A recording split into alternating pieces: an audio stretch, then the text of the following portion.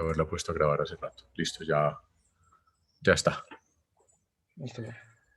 Bueno, entonces les decía que aquí está el cable módem, el tab, de donde salen los diferentes usuarios. Si esto es muy extenso, pues utilizan amplificadores. Y llegamos al nodo de fibra. En el nodo de fibra, fíjense que cada nodo de fibra pues tiene su conexión con fibra a algo que se llama el CMTS. Eso en la jerga popular se le conoce como la cabecera. El CMTS es por Cable Modem Termination System. Básicamente es porque este sistema HFC es una evolución de los sistemas de televisión por cable que se empezaron a instalar por allá en los años 80. Cuando se empezaron a instalar los primeros sistemas de televisión por cable, lo que se ponía aquí era básicamente esto, el CMTS, las fibras y los cables coaxiales, que en ese momento eran unidireccionales, con los 30 o 40 canales de televisión que tenían los primeros sistemas de televisión por cable. Cuando empezó el boom del Internet de banda ancha, y estoy hablando de finales de los 90, entonces, pues las empresas operadoras que tenían estas redes de televisión por cable, pues encontraron que era mucho más fácil modificar la tecnología para dar conectividad a Internet a través de la red que ya existía que ponerse a atender una nueva red. Es decir, digamos, lo más valioso de un operador de telecomunicaciones en general no es la red, y eso es pronto un gran error que muchos operadores han cometido. Lo que vale de un operador de comunicaciones son los usuarios. Entonces, si yo tengo una empresa que tengo un montón de usuarios que están suscritos al servicio de televisión por cable, o sea, no son perubólicas, que es otra historia, pues es más fácil yo modificar esta red, donde no tengo que hacer grandes inversiones, simplemente pues cambiar los amplificadores por amplificadores bidireccionales, modificar la cabecera para que también pueda insertar sistemas de internet y modificar los dispositivos de usuario y poner el cable módem. Anteriormente pues lo que se ponían eran unos decodificadores. Si es que la señal iba codificada, que muchas veces los operadores de cable pues simplemente mandaban la señal completamente en abierto y por eso pues también era tan fácil de piratear anteriormente. Entonces, esto básicamente es una evolución de una tecnología que viene ya de más de 30 años atrás y que se ha ido adaptando pues, a las condiciones de los sistemas de conexión a Internet. La otra tecnología es GPON. Esta tecnología es una tecnología mucho más reciente. Esta es una tecnología ya de la era del 2005 hacia acá más o menos, cuando aparecieron las primeras propuestas de GPON, con la idea de poder llegar con fibra óptica hasta el usuario final, pero con una fibra óptica de bajo costo. Y aquí hay una diferencia fundamental, que es este splitter. Y por eso se llama, el PON viene por red óptica pasiva.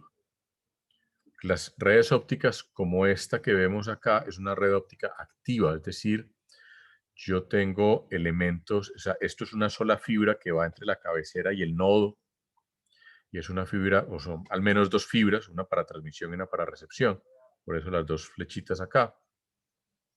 Y esto se conoce como un sistema de fibra activo. Aquí, en esta fibra pasiva, este splitter lo que hace es básicamente distribuir la señal óptica que viene por acá a los diferentes usuarios.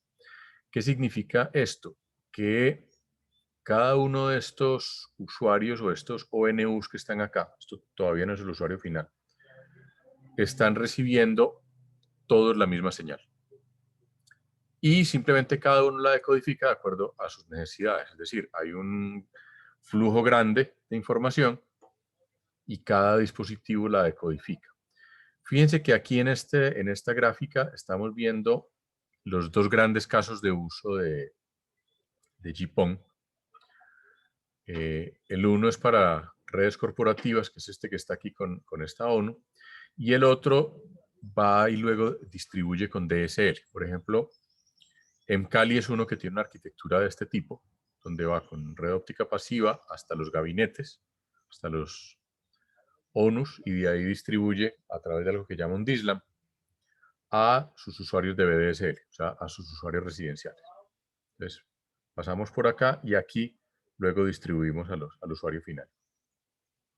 La otra forma, que es la que está manejando en este momento Movistar, es igual tenemos un splitter, solo que un splitter, digamos, más barato, por decirlo de alguna forma, unas características diferentes. Y este splitter llega al dispositivo de usuario final, que es el ONT, que es el Optical Network Terminator, que es el equivalente al cable modem de la red HFC. Pero la arquitectura es exactamente, o es fundamentalmente la misma, ¿no? Y por eso se llama red óptica pasiva. Y el tema es que como este splitter es un dispositivo pasivo, que lo único que hace es que permite o separar la señal o concentrar la señal cuando viene de varias partes, entonces ahí se necesita un mecanismo de acceso al canal que evite que haya interferencias. Es decir, si dos usuarios mandan su señal simultáneamente, pues esa señal llega a este splitter, se va a mezclar, va a terminar interferida y simplemente se va a perder. O sea, este OLT no va a recibir absolutamente nada. Entonces, para eso, en GPON pues hay que definir unos protocolos de acceso al canal de tal manera que pues, cada uno de estos dispositivos pueda transmitir cuando le corresponda.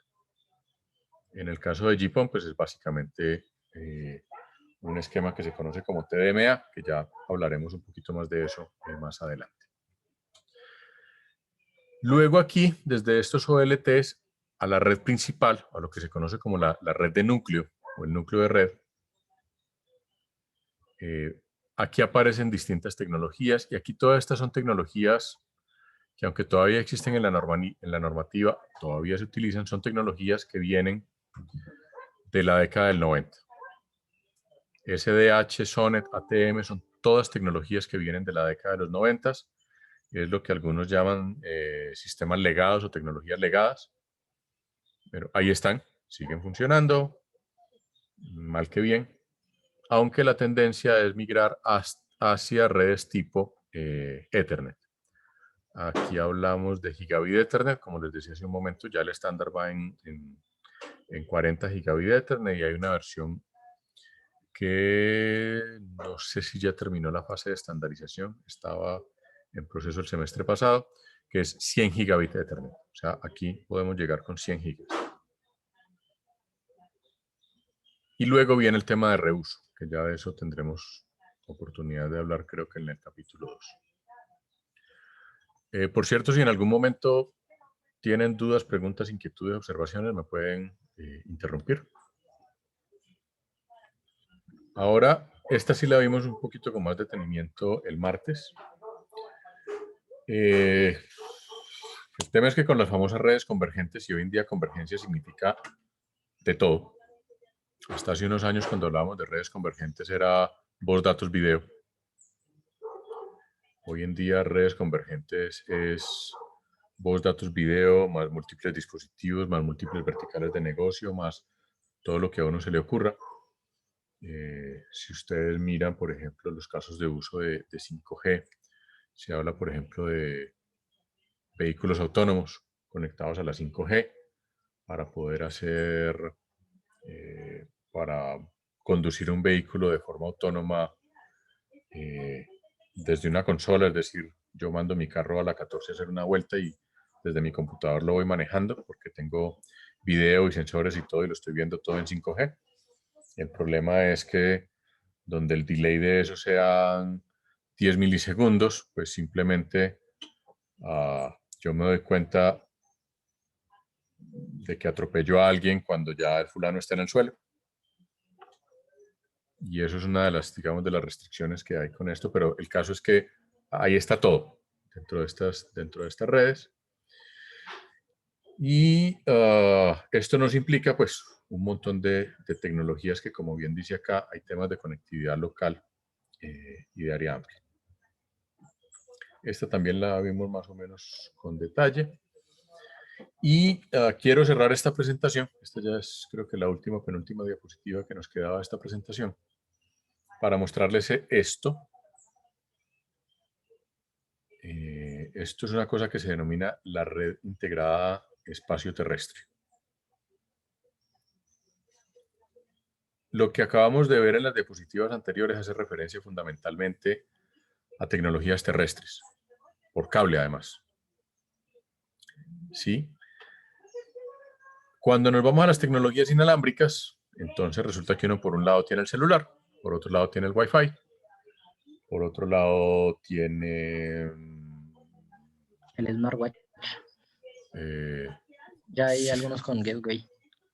Sí, pero digamos que si hablamos de tecnologías más, no tan redes de área personal, tiene, por ejemplo, Okay. TV White Spaces, tiene tecnología satelital, tiene sistemas punto a punto de microondas, etc. Hay un montón de cosas.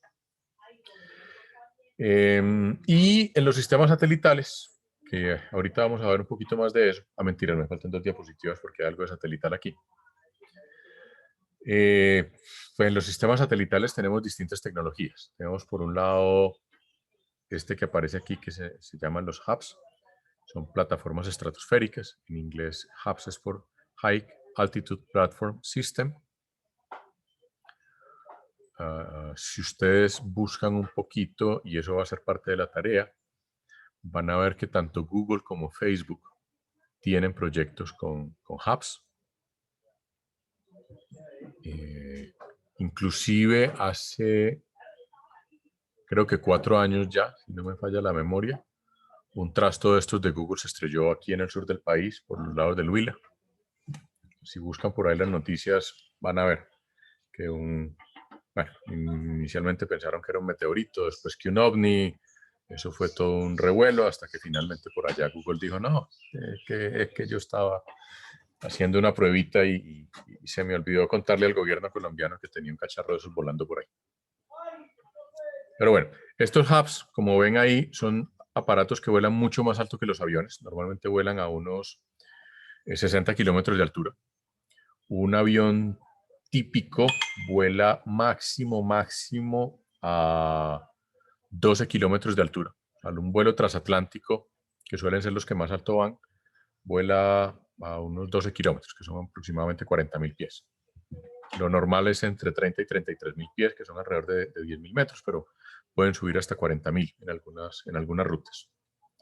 El HAPS está a 60.000 metros de altura, a 60 kilómetros de altura.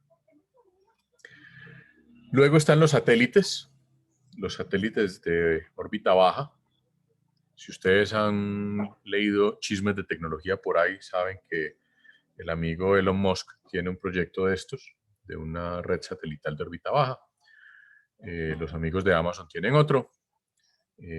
Hay otro que se llama OneWeb.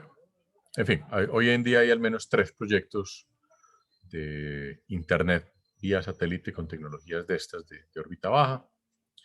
Luego está algo que se denomina órbita media.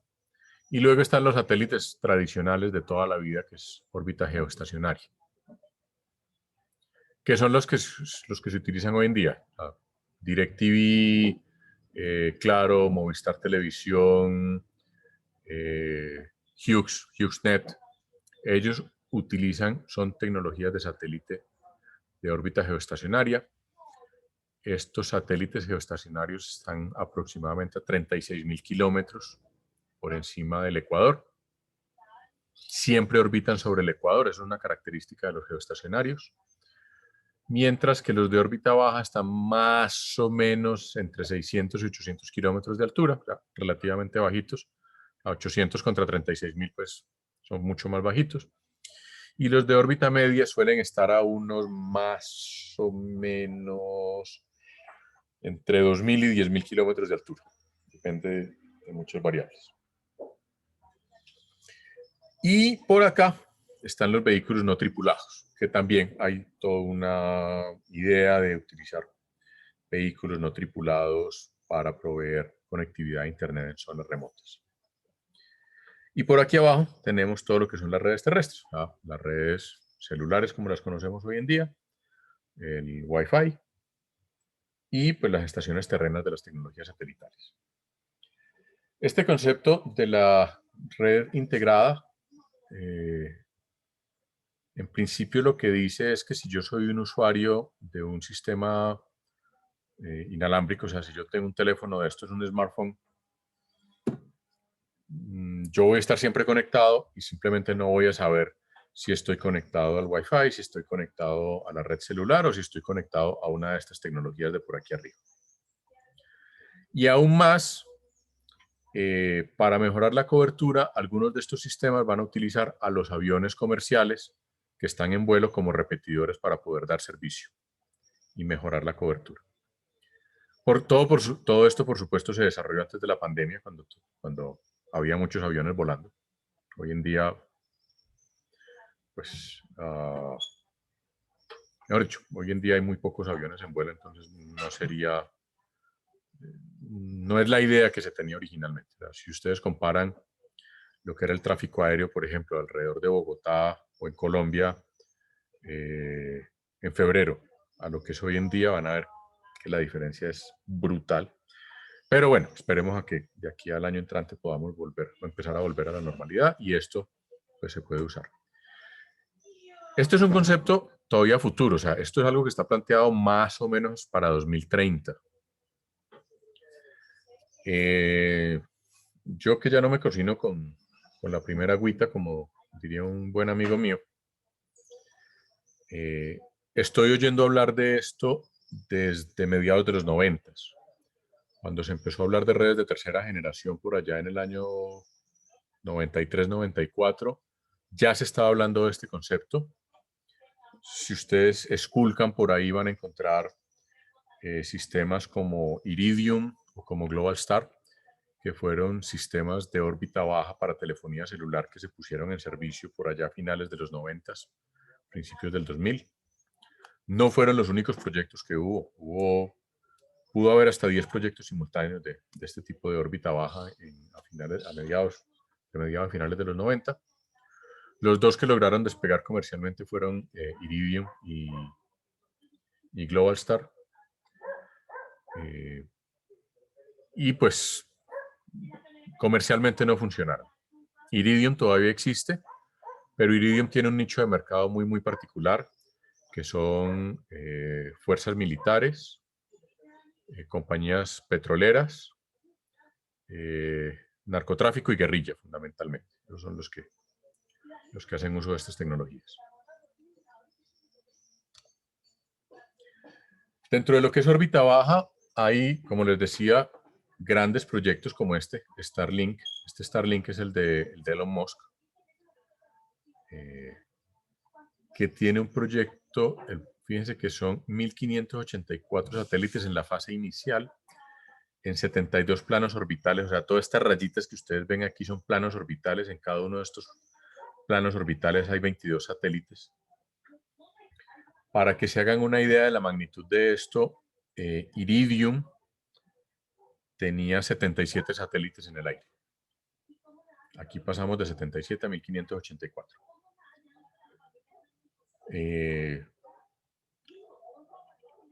Debo decir que la tecnología satelital ha cambiado muchísimo. Hoy en día son mucho más baratos los satélites, son más confiables,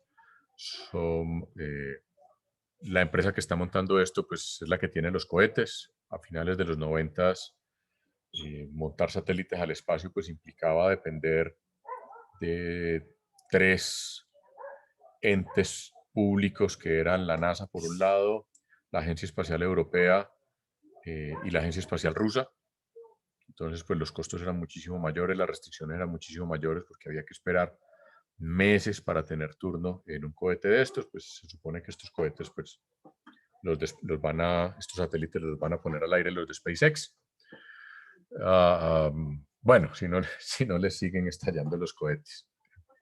Pero bueno, ya varios han funcionado bien. Ya es cuestión de... Y ya estos de Starlink tienen algunos satélites en el aire. Esto ya está en operación. Luego viene OneWeb. OneWeb fue el primero de estos proyectos. Este enlace que tienen ustedes a YouTube, que está ahí en la presentación, que está en el Moodle, OneWeb empezó en el 2000. Espérenme, yo les digo exactamente cuándo. 2015. 2015 arrancó el proyecto OneWeb, o al menos yo vi una presentación de OneWeb en el 2015 aproximadamente, donde ya tenían incluso algunos satélites, habían empezado a lanzar satélites. OneWeb se quebró en el 2019, entró en bancarrota, la compró un banco de inversión y está otra vez al aire. Y el otro que está es el de Amazon, que se llama el proyecto Kuiper. De esto no hay mucha información todavía. Si ustedes buscan proyecto Kuiper van a ver que hay una página de Amazon donde están reclutando personal para el proyecto. Hay una nota por ahí de que ya la FCC de Estados Unidos les autorizó frecuencias. Pero hasta ahí, no hay mucho más. Pues todo esto nos lleva a, digamos, a combinar todo este ecosistema para poder manejar lo que es la Internet de área amplia. O sea, fíjense que para cualquiera de nosotros conectado en este momento a este computador, es absolutamente transparente si yo me estoy conectando a través de un sistema satelital de estos, de una fibra óptica. O sea, nosotros lo vemos desde el nivel de aplicación, que es el nivel más alto. Por debajo tiene que haber enrutamiento, tiene que haber un nivel de transporte que haga establecimiento de conexión o que maneje las conexiones, etcétera, etcétera. Pero en la parte más baja, en el nivel físico y en el nivel de enlace, están todo este montón de tecnologías que de alguna manera tengo que hacer que funcionen y funcionen decentemente. Bueno, con esto termino esta presentación. Déjenme, ya me voy a la siguiente.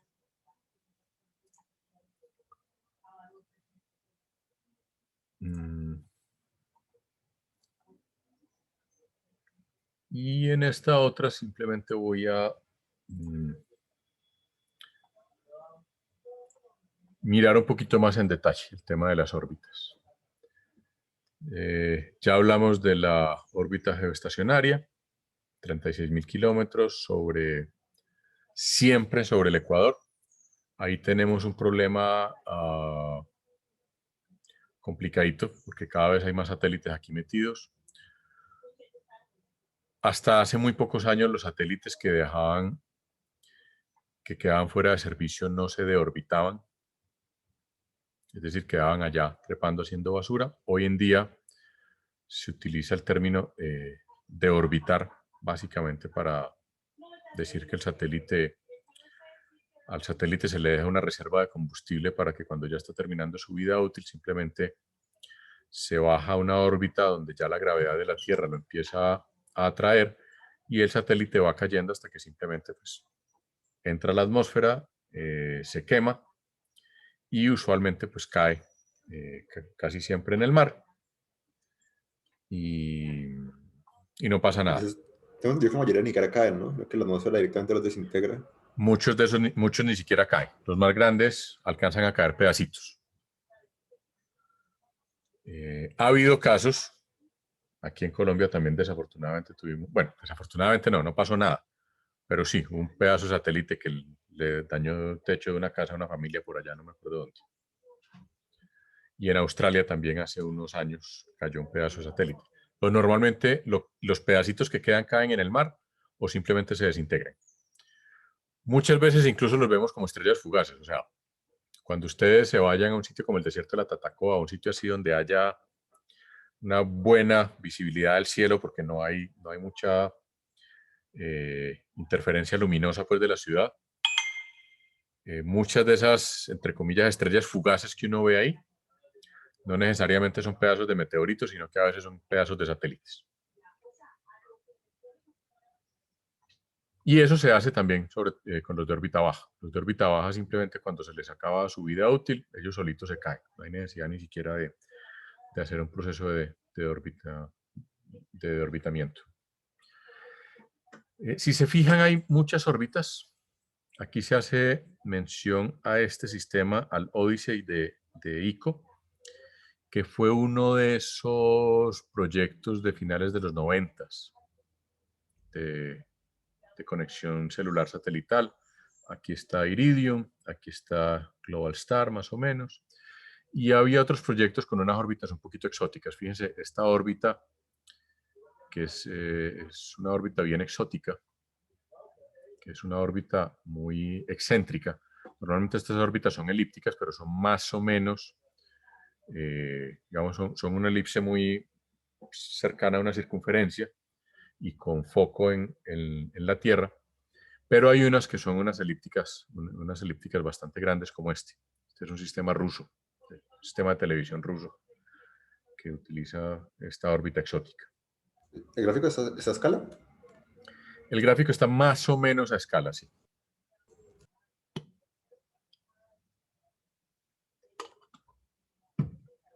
Sí, lo que pasa es que es difícil la escala porque aquí pasamos de 800 kilómetros, que son estas órbitas bajas, este azulito por acá, a los 36.000, que está en la geoestacionaria. Y aquí en órbita media, esto es parte de la órbita media todavía, están sistemas como GPS, GLONASS, Galileo, Beidou, o sea, lo que en general son sistemas de posicionamiento por satélite. Aquí en esta gráfica todavía no aparecen ni el Galileo ni el Beidou, porque esta gráfica es viejita. Entonces aparecen pues, los dos que vienen de la Guerra Fría, el GLONASS y el GPS.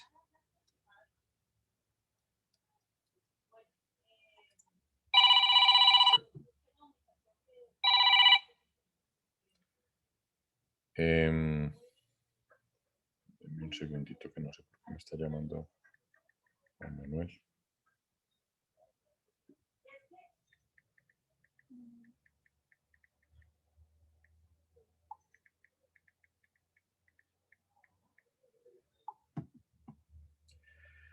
Entonces, bueno, aquí más o menos se muestra otra gráfica similar, donde están los datos exactos. Órbita baja va desde 500 hasta 2.000 kilómetros. Ahí está también, por ejemplo, la Estación Espacial Internacional. Órbita media de 8.000 a 20.000. Geoestacionaria 35.000. Y pues esta órbita elíptica, como la que veíamos de ese sistema ruso, pues va hasta 40.000 kilómetros, que es esta roja que se ve aquí en esta gráfica.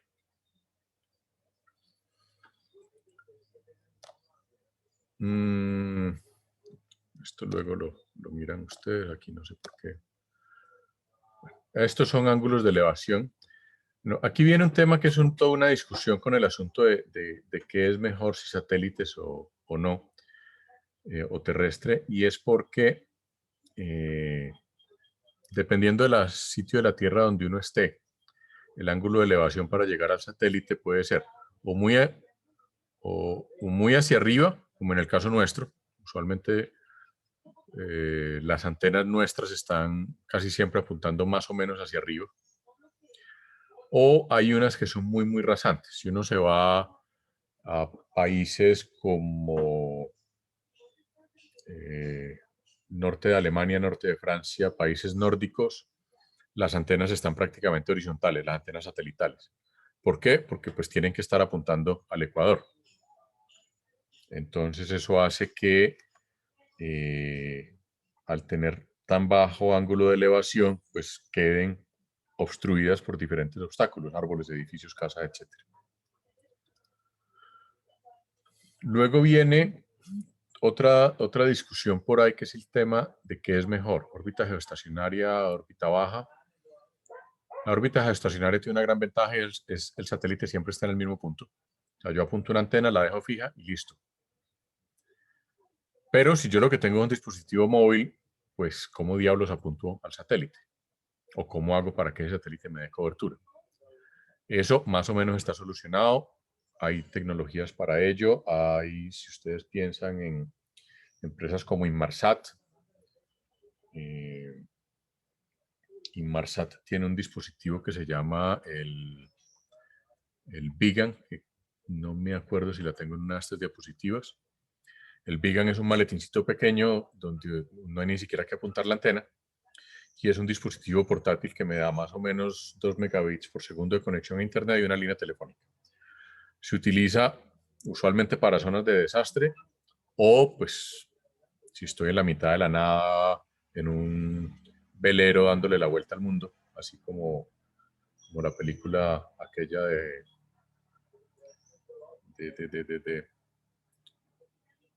ay, se me olvidó el actor. Ahí, de esos personajes que se montan solos en un yate a darle la vuelta al mundo y lo único que tienen es un bendito cacharro de esos. Pero bueno, están conectados. La época de Colón no había esa posibilidad. Entonces, ese es el tema de la órbita geoestacionaria. La órbita media, bueno, ¿cuál es la desventaja de la órbita geoestacionaria? Las pérdidas de espacio libre y el retardo. La otra ventaja es la cobertura. Teóricamente yo puedo cubrir la Tierra completa con 3 satélites geoestacionarios. En la práctica se utilizan más, pero con 3 podría tener cobertura total. Ese retardo puede ser uno de los principales motivos por el que Starlink y todos estos van más abajo, ¿cierto? Sí, sí. Sí, porque el retardo de la órbita geoestacionaria son 500 milisegundos. Entonces, por esa razón, si ustedes tienen algún vecino con DirecTV o si ustedes son el vecino con DirecTV, siempre van a escuchar el gol primero donde el vecino que tiene Caracol o RCN. Profe, una de las promesas, una de las promesas que decía Elon Musk con SpaceX ¿cómo se llama el servicio satelital también de ellos? Starlink, ¿es que se llama? Starlink, sí. Era que Starlink iba a reemplazar bueno, no reemplazar, sino que iba a ser mejor todavía que los túneles, la fibra óptica submarina, porque se supone que de Estados Unidos a Europa se demora en promedio 40 milisegundos, pero él decía que con esos satélites de baja órbita se podía conseguir 8 milisegundos, como que se comunicaban entre ellos los satélites y como que hacían un camino más corto hasta Europa y así. Ahí Elon encontré Musk es un vendedor, ¿no? igual Es un encontré vendedor. un artículo precisamente esta semana de gente que ya está en la beta de Starlink y publican los resultados del speed test. Entonces le sale en promedio pues, velocidades de bajada de 80 megabits por ahí y las latencias siendo de 41 milisegundos, 29 milisegundos o por ahí. Sí, sí. Teniendo en cuenta que todavía son poquitos usuarios, que son poquitos satélites, en el momento en que el servicio se vuelva masivo, vaya usted a ver si eso se mantiene. Claro. Ese siempre ha sido el detalle. Y el otro detalle es, bueno, las tecnologías inalámbricas hasta ahora nunca han logrado llegar ni cerquita de las capacidades de transmisión de las tecnologías de fibra óptica. Siempre se ha vendido la idea de que algún día, pero pues es un tema de física pura y dura, los sistemas inalámbricos hacen uso de espectro radio que es limitado. La fibra óptica tiene un espectro que solamente una fibra óptica tiene más espectro disponible que todo el espectro radio que existe. Entonces, ahí hay es un tema de física. En temas de capacidad no hay riesgo de que un satélite o un sistema inalámbrico en general supere en velocidad a una fibra. Que en el tema de los retardos, yo diría que no se logran retardos menores en una comunicación, por ejemplo, América-Europa a través de la red satelital. Incluso si se utilizan enlaces entre satélites para hacer la conexión. Que no sé cómo es la arquitectura de Starlink, entonces puede ser que utilicen enlaces entre satélites, porque la arquitectura típica satelital es que uno se comunica con el satélite y el satélite luego se comunica con una estación terrestre y luego envía el dato o directamente por fibra o a otro satélite. Entonces hay más retardo. Pero suponiendo que todo sea a través de interconexión satelital, que estos satélites sean satélites inteligentes con enrutamiento dentro del satélite, en el mejor de los escenarios van a tener un retardo igual al de la fibra. Que eso ya es muy bueno, ¿no? O sea, no estoy diciendo que sea malo. Es maravilloso. pero de ahí a decir que tienen menor retardo que la fibra, pues no way. O sea, no. Entonces, bueno, el gran problema de los satélites geoestacionarios es el retardo, las pérdidas. Pues, las pérdidas de señal a 36.000 kilómetros son muchísimo mayores. Las pérdidas de propagación son proporcionales al cuadrado de la distancia. O sea que, pues, si yo logro reducir la distancia a la mitad, reduzco las pérdidas a la cuarta parte. Entonces, obviamente, las pérdidas de propagación a 800 kilómetros son muchísimo menores que a 36.000. ¿Cuáles son las grandes ventajas del satélite de órbita baja? Pues que las pérdidas son muchísimo menores, el retardo es muchísimo menor. Hay un tema con la elevación que depende del diseño.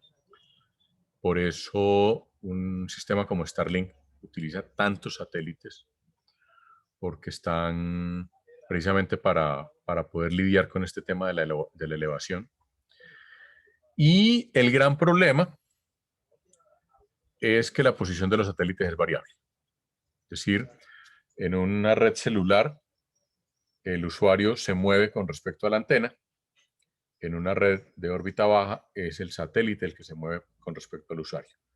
¿Y a qué me refiero con esto? Un usuario con un teléfono celular en un carro difícilmente va a ir a más de 120 kilómetros por hora. Supóngase que va en una carretera alemana, entonces puede ir a 180 o a 200. Si va en un tren de alta velocidad, puede ir a 300, 400 kilómetros por hora. Pero un satélite de órbita baja se mueve a 28.000 kilómetros por hora. O sea, por rápido que yo vaya, el satélite va 10 veces más rápido que yo. Y eso me genera un problema de conmutación de la conexión, que significa que yo puedo estar conectado al satélite durante un periodo de tiempo muy pequeño y luego me tengo que conectar al siguiente. Y eso implica un problema técnico que es complejo, que ya se resolvió en los 90, porque en los sistemas satelitales de los 90, como el Iridium y el Globalstar, eso se resolvió, pero que no es fácil. Y aún hoy, pues eso puede generar ciertos problemas de conectividad, mayores retardos y otros problemitas que de pronto no son tan evidentes. El sistema más conocido de todos estos de satelitales es el que se conoce como VSAT. El VSAT es por Very Small Aperture Terminal. Esto es básicamente un sistema geoestacionario donde hay usuarios por acá con su respectiva antenita. Esto es lo que nosotros vemos casi todos los días. Si ustedes van y se fijan en muchas poblaciones del valle o incluso en algunos puntos de Cali o por aquí en Jamundí, en los puntos de Gane, por ejemplo, muchas veces van a ver en el techo una antenita de estas. Una antenita parabólica que con absoluta seguridad es un VSAT que básicamente envía los datos y se comunica con una estación terrena, con un hub, y aquí viene pues toda la parte ya de conectividad con la internet en tierra. Un sistema como el de HughesNet, por ejemplo, es esto, un sistema VSAT. En el VSAT también hay un tema de acceso al canal. Aquí cada uno de estos usuarios tiene que esperar su turno para poder transmitir. Igual, todos reciben la información, cada uno decodifica lo que le toca a ellos, pero para transmitir cada uno debe esperar un turno. Según el proveedor específico de satélite y la tecnología, esto puede ser un sistema de acceso por tiempo, ATDMA, de manera que a cada uno le asignan un ratico para que transmita. O puede ser un sistema más tipo contención, CSMA, donde básicamente pues cada uno transmite cuando puede, y si hay algún tipo de colisión de información, entonces vuelven a retransmitir con unos algoritmos particulares que tratan de minimizar que se presente esa colisión. Eso ya depende un poquito, como les digo, de la tecnología. Luego viene lo que se llama la tecnología DTH, esto es Direct to the Home. Esto es televisión, radiodifusión de televisión, o sea, DirecTV. Donde lo que tenemos es una estación terrena, donde se distribuyen los contenidos al satélite y el satélite básicamente los radia y los usuarios reciben los contenidos. Y esos usuarios se podrían comunicar con DirecTV a través de redes terrestres, DSL, celular, etc. Bueno, esto ya es otra... Profe, pero si ya es la conexión por red terrestre, porque, o sea, porque hay de dos partes. Por ancho de banda, porque normalmente, usualmente, esta es una conexión de muy poco ancho de banda que no te permite bajar todos los contenidos, sobre todo DirecTV hoy en día ya está emitiendo en 4K. Entonces, esta conexión no te da para que te manden el video en 4K, básicamente. Estos son unas arquitecturas que no son muy eficientes y realmente se intentaron utilizar y no fueron muy exitosas. Por eso en DirecTV uno simplemente recibe la señal y para de contar. Salvo que tenga una conexión de estas de triple play de DirecTV, donde a uno le conecta la antena de televisión por un lado, pero le ponen un módem por otro lado para internet, básicamente. Con muy poquita capacidad. Ese módem no aguanta pues para que le den a uno los 100 y pico de canales que transmite hoy en día DirecTV, por ejemplo. Entonces, por eso se combinan. La red terrestre es una red de muy baja capacidad, de unos pocos megabits por segundo, mientras que la red satelital es una red de muy alta capacidad, pero solamente en un sentido.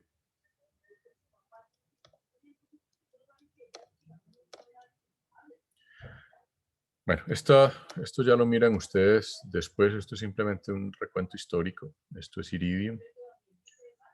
Como simple curiosidad, Iridium fue un sistema que, como les dije ahora, 77 satélites, pero el nombre de Iridium es por el número atómico del iridio, que es 66. Básicamente, originalmente eran 66 satélites. Después decidieron que eran 77, pero pues ya le habían puesto el nombre, entonces ¿para qué? Este es el Starlink, que ya lo miramos. En total ellos dicen que van a ser alrededor de 12.000 satélites, con una posible extensión a 42.000. Esto lo saqué a finales del año pasado de Wikipedia.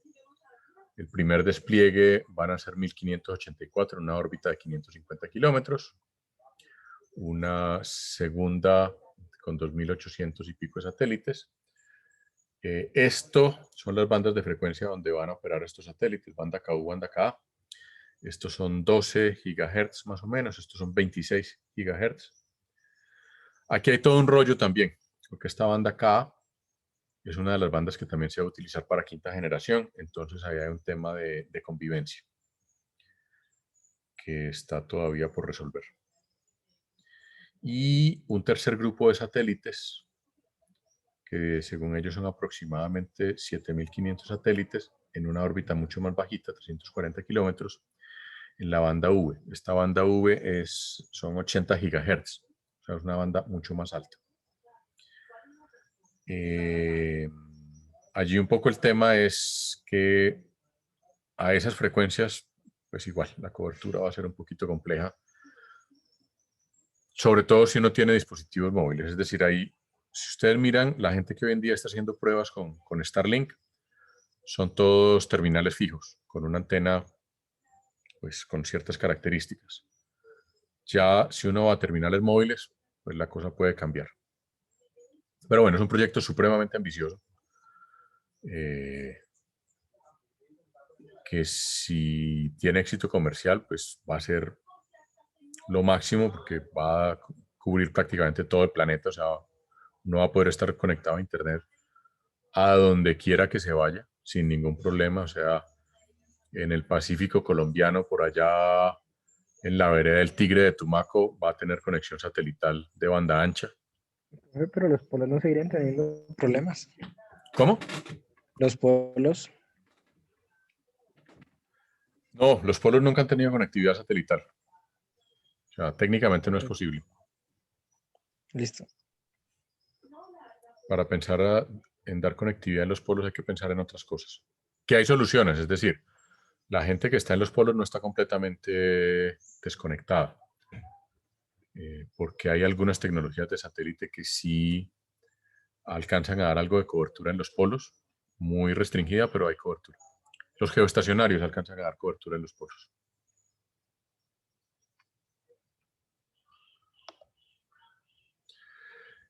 Aquí hay un concepto que a mí particularmente me parece muy simpático y simplemente se los comento por un tema de curiosidad regulatoria. Uno de los problemas con los que seguramente ustedes se van a tener que enfrentar en algún momento, y Cristian lo mencionaba el martes con el asunto de la compartición de infraestructura, es la velocidad de la regulación versus la velocidad de la tecnología. Usualmente la tecnología va mucho más rápida que la regulación. Y dentro de la regulación internacional hay una diferencia entre lo que son sistemas fijos satelitales y sistemas móviles satelitales. Entonces, cuando yo tengo en principio un sistema con un satélite de órbita geoestacionaria, eso ante los organismos de regulación internacional, básicamente la Unión Internacional de Telecomunicaciones, eso es un sistema fijo satelital. El problema radica en que muchos proveedores de satélite, entre ellos Inmarsat, por ejemplo, por mencionar solamente uno, porque todos los otros CES igual lo hacen, pues puede instalar terminales satelitales en barcos, en camiones, y se conectan a un sistema que en principio es un sistema fijo satelital. Y no sé si ustedes recuerdan el caso del avión de Malaysia Airlines. Pronto Cristian sí lo tiene más o menos presente. El Se que salió del sí, radar y se perdió. el que salió del radar y está Se como en perdió. el fondo del mar, Sí, básicamente. sí. O se Exactamente. cortaba en alguna parte de... Está perdido en el océano. Exactamente, los protagonistas de Lost. A raíz de ese incidente, que fue en 2009, 2010, si no estoy mal, para la Conferencia Mundial de Radiocomunicaciones del 2015, se incluyó un ítem de emergencia en la agenda que era diseñar un sistema de seguimiento de aviones en vuelo. Precisamente el problema que hubo con ese avión es que, digamos, la forma como se comunican los aviones es a través del radio. Transpondedor, ¿no, profe? El transponder es un sistema activo dentro del avión, es decir, es el avión el que emite una señal. Si ese transponder falla o se apaga o lo apagan, porque se puede apagar, o sea, el piloto lo puede apagar. Los comerciales, los radares comerciales no pueden detectarlo, pero los militares sí. Los militares sí, pero los militares usualmente tienen una cobertura restringida porque suelen estar Exacto. diseñados para proteger el espacio aéreo del país. Exacto. No están en medio del mar, en medio de la nada tampoco, entonces. Muy complicado. Exactamente. Entonces se planteó la idea de hacer seguimiento a los aviones por satélite, que ya algunas empresas de satélite se lo estaban ofreciendo a algunas aerolíneas, incluso en el momento en que se perdió el vuelo de Malasia, aerolíneas como Lufthansa o American Airlines usaban ese servicio de seguimiento en vuelo, pero pues como una cosa de ellas, un acuerdo con una empresa de satélites. Pero en ese momento empezó la discusión de eso había que hacerlo pues obligatorio para evitar que volviera a pasar una vaina de esas. Y el otro tema es, hoy en día para saber qué pasó después de un accidente aéreo, hay que recuperar la caja negra. Si el bendito avión se cae en la fosa de las Marianas, la caja negra no la encuentra ni Mandrake.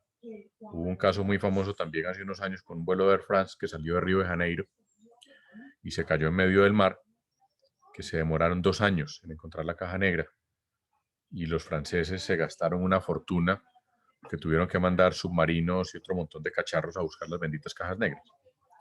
Entonces la idea es tener pues, básicamente un sistema de telemetría que le permita a uno mirar el estado del avión mientras va volando, o sea, no tener que salir a a buscar la caja negra, sino pues tener toda la telemetría en tiempo real.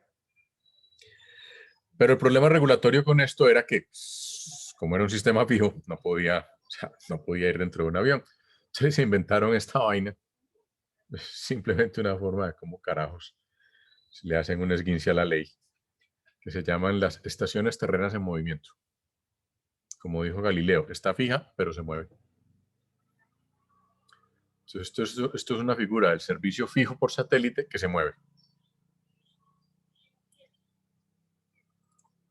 Y simplemente, como les digo, lo traje a colación por el tema de, desafortunadamente, la regulación a veces va muy lenta. En el caso de esta regulación de los sistemas de radio, la discusión se da cada 4 años. Y en 4 años, un tipo como Elon Musk ha desplegado ya no sé cuántos miles de satélites y de pronto ya hasta se ha quebrado 2 veces, etcétera, etcétera. O sea, entre que el tipo se inventa la idea, pone los satélites en el aire y le da la autorización, pues puede pasar muchísimo tiempo. Y pues la idea es que eso no, o sea, eso toca revisar. Y por eso les traigo pues un poco como esto sobre la bendita regulación donde pues a lo que llaman ellos sistemas no geoestacionarios, pues fíjense que hacen la diferencia entre sistemas fijos, sistemas móviles y sistemas de radiodifusión satelital. Entonces ahí hay todo un rollo con bandas de frecuencias y básicamente con el sistema de Starlink y todas esas tecnologías que se vienen, ahí va a haber rollo de aquí a unos 4 o 5 años. De los hubs ya hablamos un poquito. La idea es que busquen en Google y demás. Yo no sé si el proyecto de Google todavía existe. Tengo la idea de que ellos finalmente abandonaron ese negocio. Yo no sé si Facebook todavía lo tiene. Pero ahí aparece otra discusión que vale la pena que demos en algún momento en un foro o algo. Si alguno de ustedes quiere liderar el tema, pues me encantaría. Y tradicionalmente ha habido una separación entre los proveedores de servicios o las empresas de tecnología o las empresas de tecnología de información tipo Google, Facebook y los operadores de telecomunicaciones. Cuando aparece tanto Google como Facebook con proyectos de dar conectividad con estas tecnologías en zonas rurales y además prácticamente gratis, empiezan a aparecer distintos problemas. Yo no sé si ustedes han visto los memes que han hecho recientemente con el tema de WhatsApp y Telegram. Claro, profe. Pues, o sea, depende de cuál tipo de meme se refiere, profe. Por ejemplo, había uno de una amenaza de WhatsApp que tenemos tus mensajes rogándole a ella. Si no borras Telegram, entonces ¿Se los mandamos? se lo mandamos a todos tus contactos. O el que dice, aquel que dice yo dándome cuenta que Telegram no tiene plan de datos gratis con mi operador. De hecho, yo te voy a hablar de ese mismo espectro, que vaya y busque Telegram Lite. Si es no. Sí, de por sí ya las grandes compañías ya están como amarradas con ciertos servicios. Facebook gratis, WhatsApp gratis, con la compra de un paquete de 2.000 pesos, pues cualquier persona va a seguir. Exacto. Entonces ahí viene un tema que es un tema complejo, más en lo económico y en lo político que en lo técnico, y es, si Google empieza a ofrecer acceso a Internet gratis, ¿qué va a pasar con los operadores de telecomunicaciones?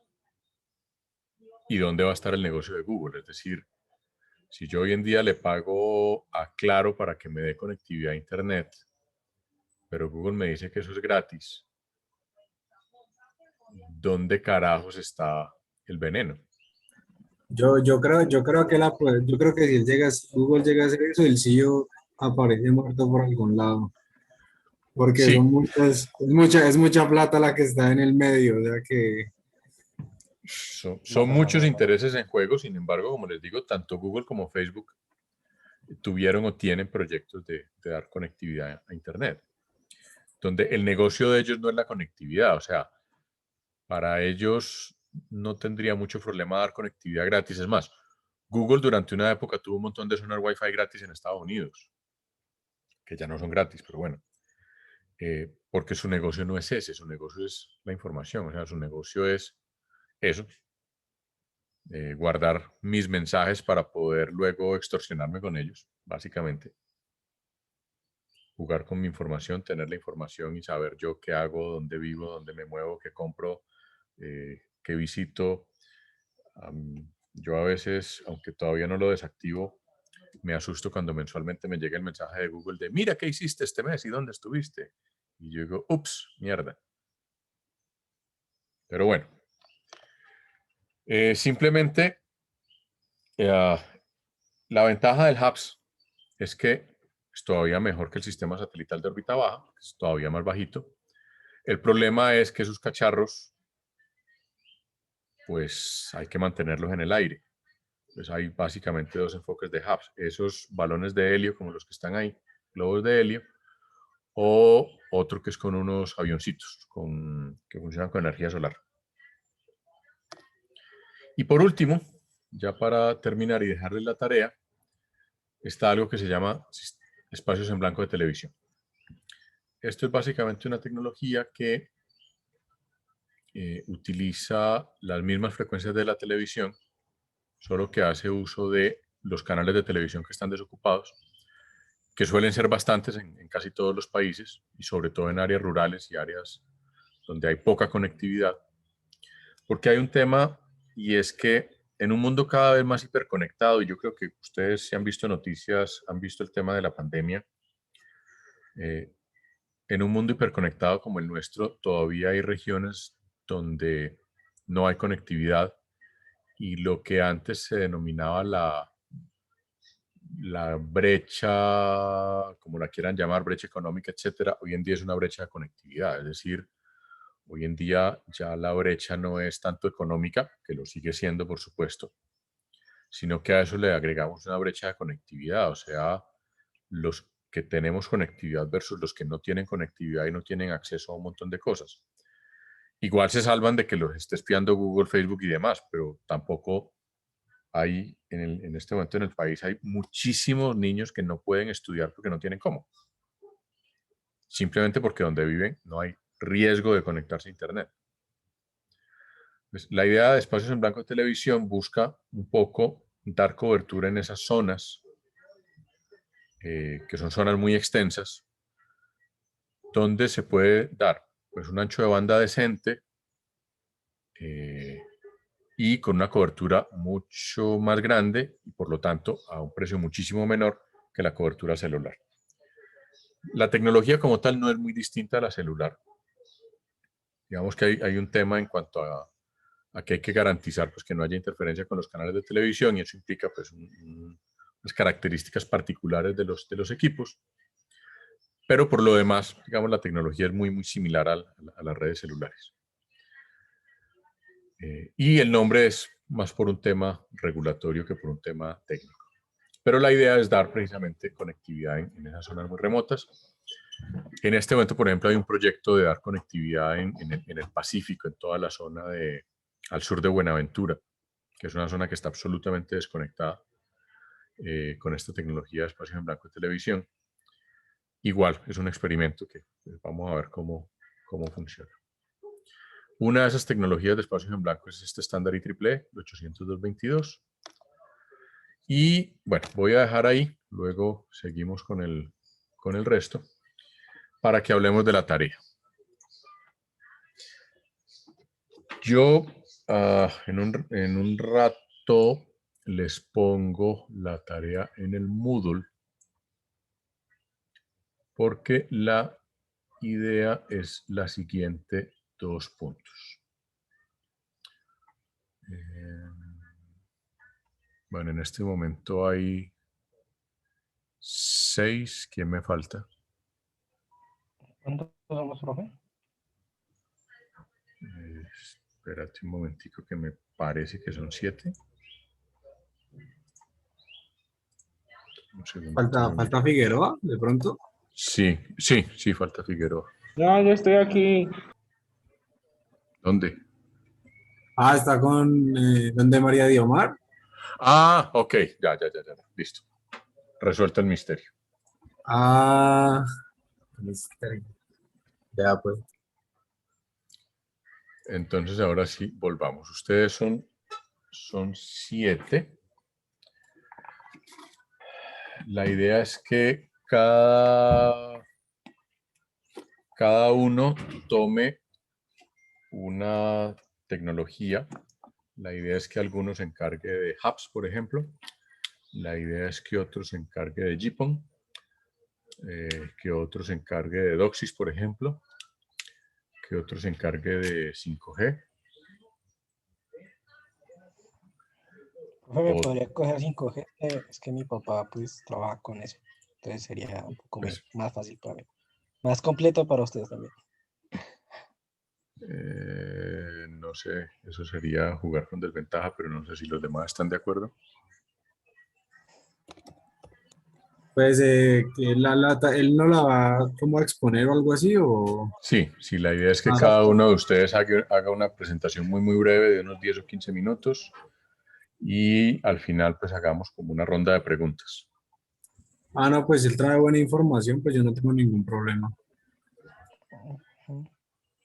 Profe, tiene que ser enfocada, digamos, la podría enfocar a nivel Colombia y todo lo que está sucediendo actualmente con esta tecnología 5G acá en Colombia.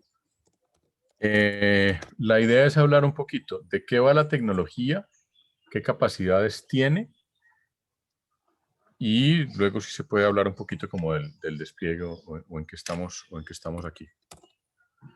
Pero la idea es hablar un poquito de la parte técnica de la tecnología, es decir, cuál es qué tecnología a nivel físico utiliza, qué mecanismo de acceso utiliza, qué capacidades permite. ¿Sí?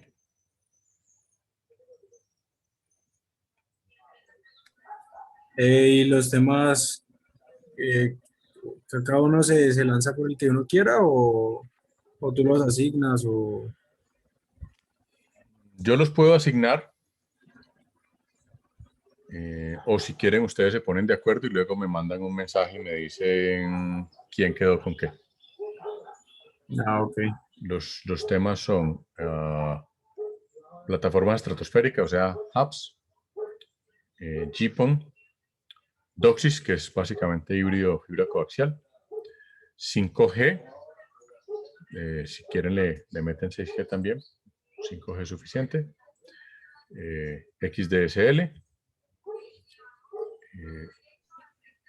el de tecnología satelital, si quieren, se lo distribuyen entre dos, ¿sí? Para que de pronto uno se enfoque en sistemas geoestacionarios y otro en los sistemas de órbita baja y media. ¿Les Yo parece? quiero, yo quiero el sistema satelital. Y Listo. pues si alguien más quiere, pues igual A mí me quiero interesa hacer la la parte parte de órbita baja. geoestacionaria. A mí me interesa lo geoestacionario. ¿Vas a hacer el geoestacionario? Dale. Dale, pues. Eh, Yo entonces, hago, yo hago el de órbita baja. entonces, Javier, el geoestacionario. Sí. Listo. Dale. Si necesitan que les dé algo de información, con mucho gusto me escriben. Porque, digamos, las compañías de satélite a veces no son muy, muy conocidas. Entonces, pero bueno, ahí están Inmarsat, CES, son dos de las más grandes. Inmarsat, por ejemplo, tiene un servicio que se llama el Inmarsat Global. Espérate que sí. Y además se me borró la memoria que tenía con el Global Express, se llama el servicio de Inmarsat, por ejemplo. Todos ellos están ofreciendo grandes capacidades de conexión. Si ustedes hoy en día, por ejemplo, buscan la página de HughesNet aquí en Colombia, pues van a ver que las velocidades de conexión que ofrecen y los precios no es que sean la gran cosa. Pero si miran un Global Express, ellos hablan de tasas de conexión de 100 megabits por segundo, 200 megabits por segundo y hasta más. Incluso hasta gigabit por segundo. Uf. Sí, es bastante entonces. Sí. Sí. Ahora, obviamente no hablan de los costos, porque seguramente le da a uno un infarto cuando los vea, pero ya es otra historia. Entonces, listo, la idea es que hablen de más o menos de qué va la tecnología, qué tipo de nivel físico utiliza, qué tipo de tecnologías de acceso se utiliza y qué capacidades ofrecen estos sistemas, ¿listo? Y entonces el martes arrancamos con las presentaciones. Si no alcanzamos el martes, pues seguimos el jueves y al final hacemos como un pequeño foro de discusión. Cuando dices qué tipo de tecnología en el físico, ¿quieres, por ejemplo, a que, qué sé yo, la ingeniería sería el aire como tal, así como tal, o a qué te refieres? No, por ejemplo, ¿qué tipo de modulación puede utilizar? Ok. Sí. Mm.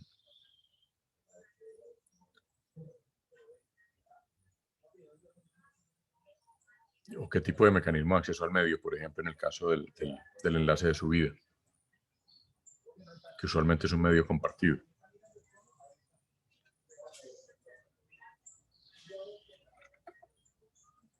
¿Qué anchos de banda manejan, por ejemplo? ¿Qué bandas de frecuencia utilizan? Eso es un poco como ese nivel físico.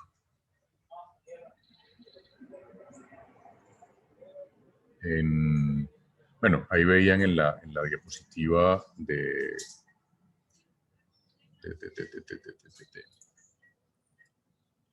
por ejemplo, que estos de SpaceX hablan de banda KU, banda KA, banda V. Entonces, todo eso forma parte del nivel físico, por ejemplo.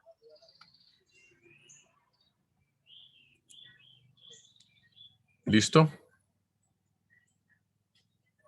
Listo, profe. ¿Todos preparados? Sí, bro. Ok. Cualquier cosa, me avisan. Se me ha olvidado crear el grupo en Teams, pero hoy lo dejo armadito. ¿Listo? Ah, listo, profe. Vale, profe. Ok, nos vemos el martes entonces. Buen fin de semana. Vale, profe. Chao, Gracias, chao. profe. Hasta luego. Chao, chao. Hasta luego, profe.